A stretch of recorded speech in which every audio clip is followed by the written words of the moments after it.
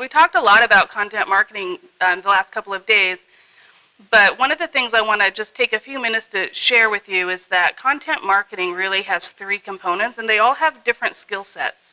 Content strategy, content creation, and content promotion.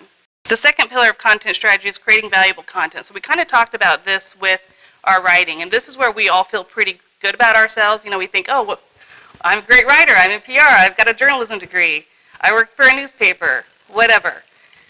I have news for you. Marketing people think they're good writers too. So they think we should own content marketing, we're great writers.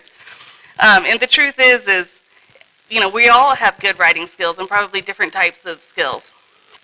But creating content doesn't mean sitting down and writing. There's a lot more to that.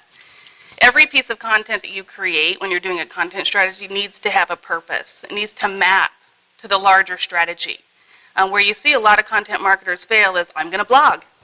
And then they start blogging. And then they wonder why it's not working. It's because they're not blogging or writing with purpose. And of course, you know, and here's an example. When you're writing a press release, are you thinking about what other assets in the organization can I leverage for this press release?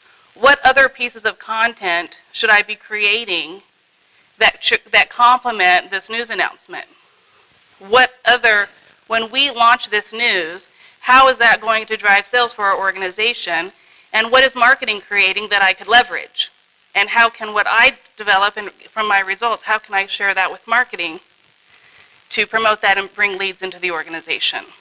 So when you're thinking about content, you need to be thinking not just about that single piece of content you're working on. You need to be thinking about all the content, whether it's the ebook or the blog posts the series of blog posts that correspond with that news announcement. Whether it's a thought leadership contributed article that also goes along with why you're announcing that news.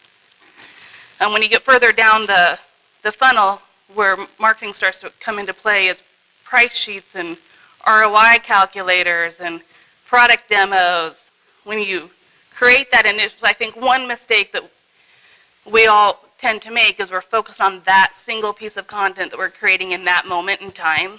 So try to be disciplined about thinking about everything else that should be created in concert with that. And content creation is also more than that. So after you've created that ebook and that valuable piece of content, you also need to be thinking how to customize that piece of content for every audience, you know, every persona, you know, and this goes beyond the press release, but if you have an ebook, you might have 2 versions of the ebook. You might have an ebook that's for the user, and you might have an ebook that's for the buyer. So be thinking, you know, one piece of original content, and how can I take that content and repurpose it and repackage it for different audiences. The other thing about content is make sure it's good. So there's a very important lie out there. 90% of everything sucks. Now that means 90% of press releases suck. 90% of contributed articles suck. 90% of web copy sucks. That's okay, don't worry. You know, you don't have to be perfect. But just remember that your content is the most important thing, and that, you know, you need to be purposeful when you write it, and you need to, this is where we were talking about brushing up on the skills. Do you have the right people? If you need to improve your writing skills, you know, it comes with practice, take feedback.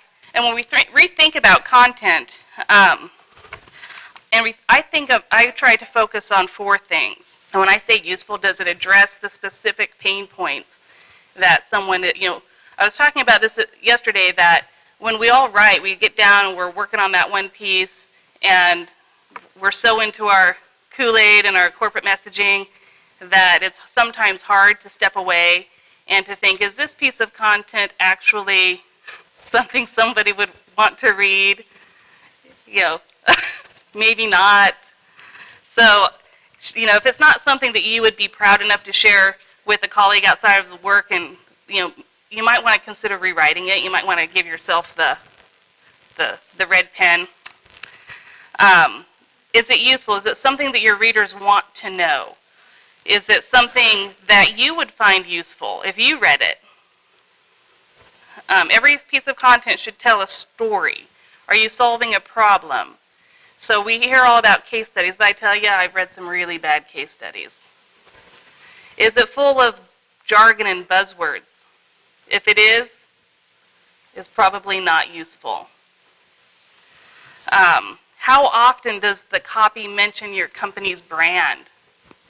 Probably too much.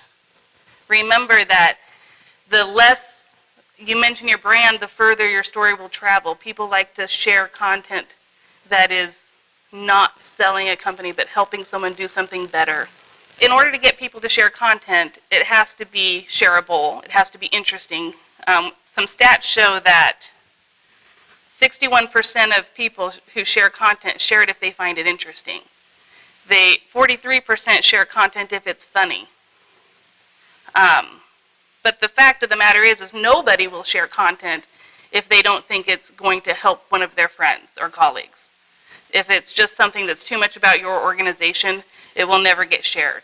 It has to be something that you would want to, people build relationships and nurture one another professionally with content often. So think about, is this something I would share with my colleague? If it's not, rewrite it. Can people find my content? Is it findable? Because we all know if nobody can find it, nobody will read it, and then that, first of all, it's a lot of money wasted. You don't want that. But second of all, you're not going to be able to impress your boss with how you drove leads.